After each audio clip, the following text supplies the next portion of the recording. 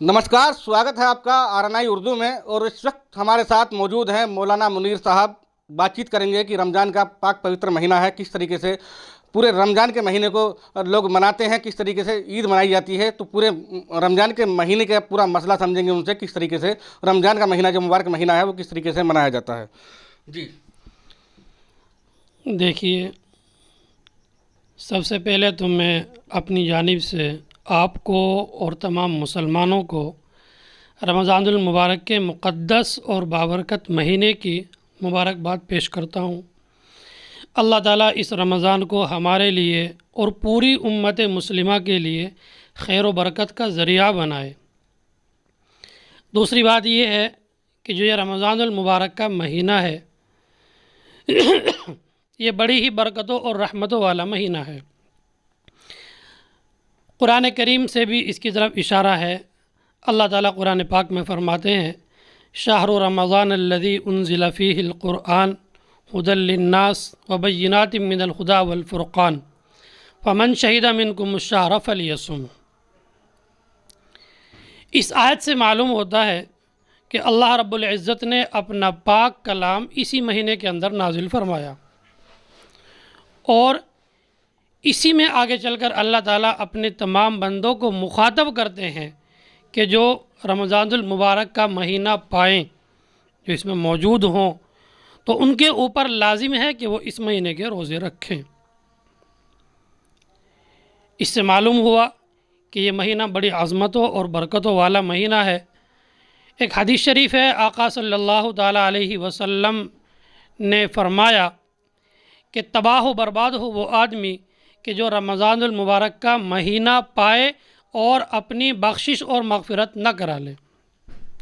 बहुत सारी अहादीस ऐसी हैं जिन अहादीस से मालूम होता है कि ये महीना बड़ी अज़मतों वाला महीना है, बड़ी बरकतों वाला महीना है और इसकी तमाम महीनों में एक बड़ी ख़ुसूसियत है, बड़ा मकाम और मर्तबा है अल्लाह ताला के यहाँ इस महीने का। और इस महीने की यह अज़मत है, ये मकाम है इस महीने का कि इस महीने में फ़र्ज़ का दर्जा अल्लाह ताला के यहाँ बढ़ा दिया जाता है और नवाफिल का दर्जा भी बढ़ा दिया जाता है। रिवायत इस तरह की बहुत सारी आती हैं, किताबें अहादीस की भरी पड़ी हैं। किस तरीके की इबादत लोग इसमें करते हैं? कहा जाता है इबादत का भी महीना है, इसमें इबादत होती हैं, नमाज़ें होती हैं, वो किस तरीके से इसमें लोग नमाज़ें अदा करते हैं? देखिए, असल तो अहले ईमान के ऊपर लाजिम है कि अल्लाह रब्बुल इज़्ज़त ने हमें इस दुनिया में भेजा है अपने इबादत करने के लिए। पूरे साल इबादत की जाती है, लेकिन क्योंकि ये महीना बड़ी अज़मतों वाला महीना है, अल्लाह ताला के यहाँ इसका एक ऊंचा मकाम है, तो इसी एतबार से इस महीने की इबादतें भी कुछ ख़ास हैं। इस तरह के रोज़ा, पूरे एक महीने का रोज़ा रखा जाता है। अल्लाह के नबी सल्लल्लाहु अलैहि वसल्लम ने फरमाया कि जब शाबान का महीना पूरा हो जाए और रमज़ान का चाँद नज़र आ जाए तो रोज़े रखो। अच्छा, रोज़ा जो रखा जाता है वो कितने वक्त का रखा जाता है, किस टाइम से शुरू होता है? सहरी बोलते हैं जिसे, वो सहरी कब शुरू होती है और जो इफ्तार होता है वो कब होता है? कितना टाइमिंग का इसमें घंटे का समय होता है, किस टाइम से ये होता है? देखिए, जो दिन हमारे सामने होता है, एक दिन तो वो है जो तुलुए शम्स, जब सूरज निकलता है, जिसे सनराइज़ बोलेंगे हम, तो सूरज निकलता है और सूरज छिपता है, एक दिन तो ये है, इसे भी दिन कहा जाता है। लेकिन जो रोज़े के लिए अल्लाह रब्बुल इज़्ज़त ने दिन मुतय्यन किया है वो है सुबह सादिक़ के बाद से लेकर सूरज के ग़ुरूब होने तक। रात ख़त्म होती है रोज़े के एतबार से, जब सुबह सादिक़ तुलू होती है तो उस वक्त तक आदमी के लिए सहरी का खाने का वक्त होता है। सुबह सादिक़ के बाद से रोज़ा शुरू हो जाता है। उसके बाद किसी चीज़ के खाने की, किसी चीज़ के पीने की और अपनी बीवी से मुलाकात करने की कोई गुंजाइश नहीं रहती है। अब पूरे दिन इसी हाल में रहना है। सूरज गुरूब होगा, उसके बाद फिर अल्लाह रब्बुल इज़्ज़त की तरफ से हुक्म है कि दुआ पढ़कर इफ़्तार कीजिए, तो इफ़्तार किया जाता है। इतना वक्त ये रोज़े का अल्लाह की तरफ से मुतय्यन है। अब वो कितना वक्त बैठता है, 10 घंटे बैठते हैं, ये 12 घंटे बैठते हैं, ये 14 घंटे बैठते हैं, ये 20 घंटे, ये मौसम के लिहाज से है और जगहों के लिहाज से है। जैसे आजकल गर्मी का मौसम चल रहा है तो हमारे इलाके में کچھ لمبا روزہ چل رہا ہے، تقریباً 15 گھنٹے کے آس پاس کا ہوتا ہے، بہت سے علاقوں میں اس وقت 20 گھنٹے کا بھی روزہ چل رہا ہے، اور بہت سے علاقوں میں اس وقت 11 گھنٹے کا بھی روزہ چل رہا ہے۔ تو یہ موسم کے لحاظ سے اور جگہ کے لحاظ سے اس کا وقت کم زیادہ ہوتا رہتا ہے۔ آج کا دور کرونا وائرس کی مہاماری چل رہی ہے، اس مہاماری کو دیکھتے ہوئے جو پچھلے مہینے جو ہوتے تھے، جو پچھلے سال ہوتی تھی، جو روزے آتے تھے، تو اس میں کافی لوگ کھانا خریداری یہ سب کچھ کرتے تھے۔ آج کے دور میں کچھ کمی محسوس ہو رہی ہے، اور آج کے دور میں کچھ پریشانی لوگوں کو محسوس ہو رہی ہے، کیونکہ لاک ڈاؤن لگا ہوا ہے، پوری طریقے سے لوگ گھر سے نکل نہیں پا رہے ہیں۔ تو اس میں آپ کیا کہنا چاہیں گے؟ دیکھیے، مذہب اسلام کسی کو بھی حدود سے آگے بڑھنے کی اجازت نہیں دیتا ہے۔ بہت سے لوگوں نے ایک بات پھیلا رکھی ہے کہ اسلام کے اندر سختی ہے، ایسا نہیں ہے۔ مذہب اسلام اپنے ماننے والوں کو سلیقہ سکھاتا ہے، تہذیب سکھاتا ہے، ادب سکھاتا ہے، ایک دوسرے کی محبت سکھاتا ہے، ایک دوسرے کی ہمدردی سکھاتا ہے۔ آقا صلی اللہ تعالیٰ علیہ وسلم نے فرمایا کہ جب تم کھانا بناؤ تو اس میں تھوڑا سا، جب شوربے والا سالن بناؤ تو اس میں تھوڑا سا پانی اور بڑھا لو، اور اپنے پڑوسی کا بھی خیال رکھو۔ یہ عام حالات کی بات ہے، اور اس وقت کے حالات تو ہم سب کے سامنے ہیں۔ بہت دنوں سے کاروبار بند ہے، یہ ایک بیماری ہے، مہاماری ہے، وبا ہے، جس نے پوری دنیا کو اپنی چپیٹ میں لے رکھا ہے۔ پوری دنیا اس کے لپیٹ میں ہے، اس کی شکار ہے۔ باہر کے ملکوں میں بڑا عجیب ایک طوفان اس کے ذریعے سے کھڑا ہو گیا ہے۔ اسی طرح ہمارا ملک بھی اللہ کے حکم سے اس کا شکار ہو گیا ہے۔ تو اس لحاظ سے جب لوگوں کے کاروبار بند ہے، سب اپنے گھروں میں بند ہیں، اور جو لوگوں کے پاس راشن تھا ایک محدود ہوتا ہے، کسی کو معلوم نہیں کب کیا ہو جائے، تو یہ حالات پیش آئے۔ تو ان حالات میں ہر آدمی کے ذمے جو حیثیت رکھتا ہے، مثلا اس کے پاس کچھ زیادہ کی حیثیت ہے، تو اس وقت میں ہم بھی اس سے اپیل کریں گے، یہ درخواست کرتے ہیں آپ کے اس چینل کے واسطے سے، کہ اس وقت میں ہم اپنی زائد جو ضرورتیں ہیں اور حاجتیں ہیں، یہ ہماری خواہشیں ہیں، ان خواہشوں پر لگام لگائیں، اور ہم اپنی ضرورتوں کے ساتھ ساتھ اپنے پڑوسیوں کا، اپنے رشتہ داروں کا، اپنے محلے میں غریب لوگوں کا، جو غریب بیوہ ہیں، محتاج ہیں، اس طرح کے لوگ ہیں، جو بہت سے ایسے لوگ ہوتے ہیں جو منہ کھول کر کے آپ کے سامنے ہاتھ پھیلا سکتے ہیں کہ ہمارے گھر میں راشن نہیں ہے، تو ان کا بھی ہمیں خیال رکھنا ہے۔ اور بے شمار لوگ ایسے بھی ہیں جو شرافت کے مارے، ڈر کے مارے، یا اپنی عزت نفس کو محفوظ رکھتے ہوئے وہ اس طرح کی بات کسی کو نہیں کہہ سکتے ہیں، ہمیں ان کا بھی خیال رکھنا ہے۔ تو اس طرح ہم بہت زیادہ اپنے لیے خریداری نہ کرتے ہوئے، بہت زیادہ اپنی تمناؤں اور خواہشوں کو پورا نہ کرتے ہوئے، اگر ہم ان حالات میں اپنے غریب لوگوں کا، اپنے غریب ساتھیوں کا خیال رکھیں، تو یہ بہت زیادہ مفید ہوگا، اللہ تعالیٰ کے یہاں بھی مفید ہوگا، اور اس دنیا میں بھی ایک ہمارا پڑوسی جو بھوکا ہے وہ بھی اپنے پیٹ کو بھر لے گا، اور روزے اور رمضان کا جو مقام ہے وہ بھی اس کے ذہن میں آئے گا، اور وہ بھی روزے کو اچھی طرح سے پورا کر لے گا۔ یہ ہماری ذمہ داری ہے۔ تو جیسے پورے مہینے میں عبادت کا مہینہ ہوتا ہے، اس میں جو بڑے لوگ ہوتے ہیں جن کے پاس گنجائش ہوتی ہے، وہ لوگ لگاتار لوگوں کی مدد کرتے ہیں۔ اس مدد کو اب جب سے لاک ڈاؤن لگا ہے تبھی لوگ اس میں مدد کر رہے ہیں، بڑھ چڑھ کے اس میں حصہ لے رہے ہیں، سبھی ملک میں جتنے بھی لوگ ہیں سبھی اس میں حصہ لے رہے ہیں لگاتار۔ تو آپ کی ان لوگوں سے کیا اپیل کرنا چاہیں گے جو لوگ اس طریقے کی مدد کر رہے ہیں؟ کیا انہیں آگے اس طریقے کی کرنی چاہیے؟ جو پورا روزے کا مہینہ ہے اس میں وہ اس طریقے کی کرتے رہیں گے، تو ان کے لیے کیا اپیل ہے آپ کی طرف سے؟ بس یہی بات ہے کہ وہ جتنا بھی اس میں بڑھ چڑھ کر نیک کاموں میں حصہ لیں گے۔ دیکھیے، اللہ تبارک و تعالیٰ کے کلام پاک میں ہمیں ایک بات ملتی ہے، جب بندہ اس دنیا سے چلا جائے گا، سب کو جانا ہے، تو جب بندہ اس دنیا سے چلا جائے گا، اہل ایمان کی خاص طور سے بات کر رہا ہوں میں، تو جب بندہ اس دنیا سے چلا جائے گا تو اس دنیا سے جانے کے بعد وہ اللہ رب العزت کے یہاں ایک بڑی اس کی دل کی تمنا ہوگی، اور وہ یہ تمنا کرے گا اللہ تعالیٰ سے کہ اللہ اگر مجھے دوبارہ سے مہلت مل گئی، مجھے دوبارہ سے دنیا میں جانے کا موقع مل گیا، بہت سارے نیک کاموں کی تمنا کرے گا، لیکن جس کو صراحتاً ذکر کیا ہے وہ اللہ تعالیٰ فرماتے ہیں کہ بندہ اس یہاں آنے کے بعد دوبارہ اگر اسے دنیا میں جانے کی اجازت دی جائے تو وہ سب سے زیادہ خواہش یہ کرے گا کہ اگر میں دوبارہ دنیا میں چلا جاؤں تو میں خوب صدقہ کروں گا، خوب خیرات کروں گا۔ اس سے معلوم ہوتا ہے کہ صدقے اور خیرات کا بہت اونچا مقام ہے۔ تو اس وقت میں اول تو ہمیں چاہیے کہ ہم امداد کریں، ہم اپنی ضرورتوں سے کچھ کم کر کے اپنے بھائیوں کے، اپنے ساتھیوں کی زیادہ سے زیادہ امداد کریں، اور اگر ہم امداد نہیں کر سکتے تو زکوٰۃ، خیرات، صدقات، اس طرح کے پیسوں سے ہم اپنے بھائیوں کا تعاون کریں، ان کی مدد کریں، تو اللہ کے یہاں بڑا اونچا مقام ہے اس کا اور بڑا مرتبہ ہے۔ اب اس دور میں جیسے لاک ڈاؤن لگا ہے، پوری طریقے سے اس وقت پریشانی کا عالم ہے، اور مسجدوں کے لیے بھی ایک اعلان کیا گیا خاص طور سے کہ وہ نماز ادا نہ کریں مسجدوں میں، بھیڑ اکٹھا نہ کریں، تو اس میں کس طریقے سے آپ سہیوگ کر رہے ہیں مسجدوں کو لے کر؟ کس طریقے سے نمازوں میں کس طریقے سے پابندی لگائی ہوئی ہے؟ جو تراویح ہیں ان میں کس طریقے سے روک لگائی ہوئی ہے؟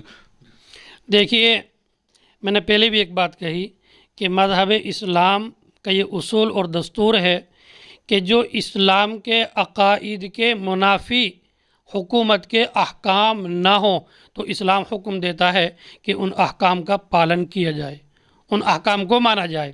اس وقت جو بیماری پھیل رہی ہے کورونا وائرس کے نام سے جو بیماری ہے، یہ واقعی ڈاکٹروں کے تجربے کے اعتبار سے بھی ایک تباہ کن بیماری ہے۔ یہ بیماری پھیلتی ہے، یہ بیماری بڑھتی ہے، ایک کو دوسرے سے لگتی ہے، کبھی ہوا کے ذریعے لگتی ہے، کبھی تھوک کے ذریعے لگتی ہے، کبھی ملاقات کے ذریعے لگتی ہے، ہاتھ، اور پتہ نہیں کیا کیا شکلیں اس کی ہیں، اور یہ بھی ظاہر ہے کہ ابھی تک اس کی کوئی دوا ایجاد نہیں ہوئی ہے، دوا کے ایجاد کرنے میں وقت لگے گا۔ تو ان حالات میں ہمارے اوپر لازم ہو جاتا ہے کہ حکومت کی جانب سے جو ہدایات جاری کی جائیں، اسی طرح جو صحت کے ادارے ہیں، ڈاکٹرس لوگ ہیں، جو تجربے کار لوگ ہیں، جو قوانین بتائیں، ان پر عمل کرنا ہمارے لیے ضروری ہے، اور مذہب اسلام اس سے روکتا نہیں ہے بلکہ حکم دیتا ہے کہ ایسے قوانین پر عمل کیا جائے۔ دوسری بات یہ ہے کہ اپنی صحت، یہ بھی اس کی حفاظت بھی ضروری ہے۔ اگر آپ اپنی صحت کی حفاظت نہیں کریں گے، اگر آپ اپنے کو بیماری کے اندر ڈال دیں گے، تو پھر آپ کیسے تو نماز پڑھ پائیں گے، کیسے پھر آپ دیگر عبادات کر پائیں گے؟ تو جو اس طرح کی ہدایات دی گئی ہیں ہمیں ان پر عمل کرنا چاہیے۔ اور یہ دیکھنے میں آتا ہے کہ تراویح میں لوگ باگ سوچتے ہیں کہ بہت زیادہ بھیڑ کی جائے۔ میں آپ کو ایک بات کہتا ہوں، ایک نماز ہے، فرض ہے۔ جب ہم نے فرائض نماز کے لیے مسجدوں میں آنے کو روک دیا ہے، اور ہمارے بڑوں نے، اکابر نے کہہ دیا ہے کہ اپنے گھروں میں جیسا موقع ہو جماعت کر سکتے ہو تو جماعت سے پڑھیں، سوشل ڈسٹینسنگ کے ساتھ جو قوانین ہیں ان کی رعایت کرتے ہوئے، اور اگر آپ جماعت نہیں کر سکتے اکیلے پڑھیں، تو جب فرائض جو اہم ہیں، جن کا بہت اونچا مقام ہے، جب ان کے بارے میں ہمیں یہ حکم اوپر سے دیا گیا ہے ہمارے اکابر کی جانب سے، تو تراویح یہ سنت مؤکدہ ہے، تو اس کے بارے میں تو بدرجہ اولیٰ ہمیں یہی حکم دیا جائے گا اوپر سے۔ ہمارے اکابر یہی کہیں گے کہ تراویح بھی اپنے گھروں میں پڑھی جائے، آپ جماعت سے پڑھ سکتے ہیں، کچھ لوگ مل کر کے 2 3 4 5 تو اپنے گھروں میں پڑھ لیں فاصلہ رکھتے ہوئے، اور اگر جماعت کا امکان نہ ہو تو اکیلے پڑھ لیں، لیکن بھیڑ اکٹھی نہ کریں، نہ چوپلوں پہ اکٹھی کریں، نہ چوراہوں پہ اکٹھی کریں، نہ دکانوں پہ اکٹھی کریں، یہ ہمارے لیے نقصان دہ ہے۔ بھیڑ اکٹھی نہ کریں، مقصد یہ۔ تو جاننا چاہیں گے آپ سے، دیوبند دارالعلوم سے بھی کچھ جیسے کہ وہاں سے گائیڈ لائنس جاری کی گئی ہوں گی، کس طریقے کی گائیڈ لائنس وہاں سے جاری کی گئی ہیں کہ تمام لوگوں کو سمجھایا جائے، آپ کی طرف سے تمام لوگوں کو بتایا جائے، تو کس طریقے سے آپ لوگوں کو سمجھا رہے ہیں، بتا رہے ہیں؟ دیکھیے، میں آپ کو ایک بات بتاتا ہوں، مدارس کا اور دارالعلوم دیوبند ہو یا اس کے علاوہ جتنے بھی مدرسے پوری دنیا میں پھیلے ہوئے ہیں، ان تمام کے قائم کرنے کا مقصد کیا ہے؟ اصل تو مقصد بندے کا اللہ تعالیٰ کی رضا ہے۔ تو مدارس کے قائم کرنے کا مقصد ہے تعلیم و تربیت، کہ تعلیم اچھی ہو اور تربیت اچھی ہو، یہ ہر ایک کا حق پہچانے، اپنے بڑوں کا حق پہچانے، اپنے ملک کا حق پہچانے، اور ملک سے محبت کرنے والے افراد ان مدرسوں سے نکل کر کے جائیں۔ یہ مقصد ہوتا ہے ان مدارس کا، تعلیم اچھی ہو، تربیت اچھی ہو۔ تربیت تو وقتاً فوقتاً ہوتی رہتی ہے پورے سال، تعلیم یہ چلتی ہے پورے سال۔ تعلیم کے اندر مضبوطی یہ آتی ہے، اور تعلیم کے اندر مضبوطی آنے کی 2 بڑی وجہ ہیں۔ یا تو طالب علم کے اندر، اسٹوڈنٹس کے اندر، ودیارتھی کے اندر ایک شوق ہونا چاہیے، جب شوق ہوگا تو خود وہ محنت کرے گا، اور اگر شوق نہ ہو تو پھر اسے خوف ہونا چاہیے، اپنے گھر والوں کا خوف ہو، یا اپنے استادوں کا خوف ہو، یا ذمہ داروں کا خوف ہو، یا امتحان اور ایگزام کا خوف ہو۔ معلوم ہوا پورا نچوڑ تعلیم کے عمدہ ہونے کا، تعلیم کے اچھا ہونے کا، امتحان کے اچھا ہونے پر ہے۔ اب جو اس وقت جو یہ وقت آیا لاک ڈاؤن کا، اس وقت ان مدرسوں کی پورے سال کی محنت جو پورا نچوڑ ہے اس کے سامنے آنے کا تھا، آنے کا وقت تھا. جی بالکل یہ وقت تھا. سالانہ امتحان ہوتے ہیں، اس کے بعد چھٹی ہو جاتی ہے. خاص طور سے دارالعلوم دیوبند کا امتحان وہ لوگ جو دارالعلوم سے منسلک ہیں، دارالعلوم سے متعلق ہیں، جنہوں نے دارالعلوم میں تعلیم حاصل کی ہے یا اب تعلیم حاصل کر رہے ہیں، وہ اچھی طرح جانتے ہیں کہ دارالعلوم کے امتحان کا کیا مقام ہوتا ہے، بڑا مرتبہ ہوتا ہے. اور تعلیم میں نے بھی آپ کے سامنے ذکر کیا کہ تعلیم کی عمدگی تو امتحان کے اوپر ہی ہوتی ہے. لیکن جب حکومت کی طرف سے یہ اعلان کیا گیا، بلکہ پہلے تو اعلان یہ آیا تھا، شروع میں لاک ڈاؤن کا حکم نہیں ہوا ایک دم، یعنی آیا تو ساتھ میں یہ پہلے وقتاً فوقتاً یہ باتیں تھی کہ اس طرح کی باتیں نہ کی جائیں، زیادہ تفصیل نہ ہو، زیادہ بھیڑ اکٹھی نہ ہو. تو جب یہ حکومت کی طرف سے لاک ڈاؤن کا اعلان ہوا، اس کے بعد جو مدارس کا اصل نچوڑ تھا اسی کو روک دیا گیا. جیسے ہی دارالعلوم کے لوگوں کو یہ پتہ لگا کہ اس طرح کی حالات بن سکتے ہیں، تو دارالعلوم کا ایک شعبہ ہے رابطہ مدارس اسلامیہ، پورے ہندوستان کے مدرسوں میں جو دارالعلوم سے متعلق ہیں ان تمام مدرسوں کے اندر وہ شعبہ امتحان کراتا ہے. تو ایک دم ان کی طرف سے اعلان آیا کہ اس وقت دارالعلوم کے رابطے کے تعلق سے جو امتحان ہونے والے تھے وہ منسوخ کیے جاتے ہیں.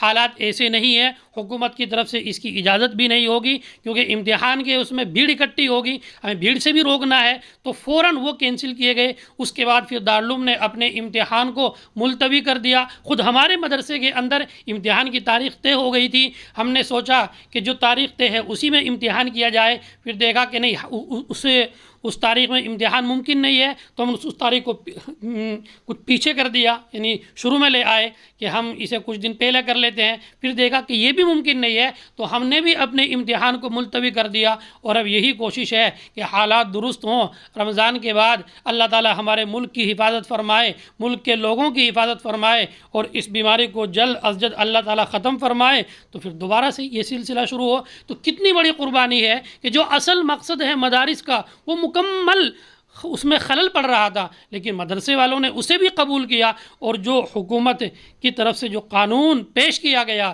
جو ہدایات دی گئی، ان پر عمل کیا، دوسروں کو بھی عمل کرنے کا حکم دیا گیا. اور دارالعلوم کے لیٹر پیڈ کو آپ دیکھیں گے سوشل میڈیا پر وقتاً فوقتاً دارالعلوم ہدایات جاری کرتا رہا، بار بار کہتا رہا دارالعلوم کہ اب اس طرح کے جو بھی حکومت کی جانب سے ہدایت کوئی بھی آتی تھی، دارالعلوم کی طرف سے فوراً اس پر عمل کرنے کا حکم دیا جاتا تھا. تو دارالعلوم نے تو مکمل تعاون کیا. اور یہ ظاہر بھی ہے، جس طرح آپ نے دیکھا ہوگا جب ہمارے سی ایم صاحب کی طرف سے جو ویڈیو کانفرنسنگ ہوئی تھی، اس میں دارالعلوم کے مؤمن صاحب بھی شریک ہوئے تھے، تو انہوں نے خود اس بات پر شکریہ ادا کیا ہے کہ دارالعلوم ہمارے ساتھ کھڑا ہوا ہے اس معاملے میں.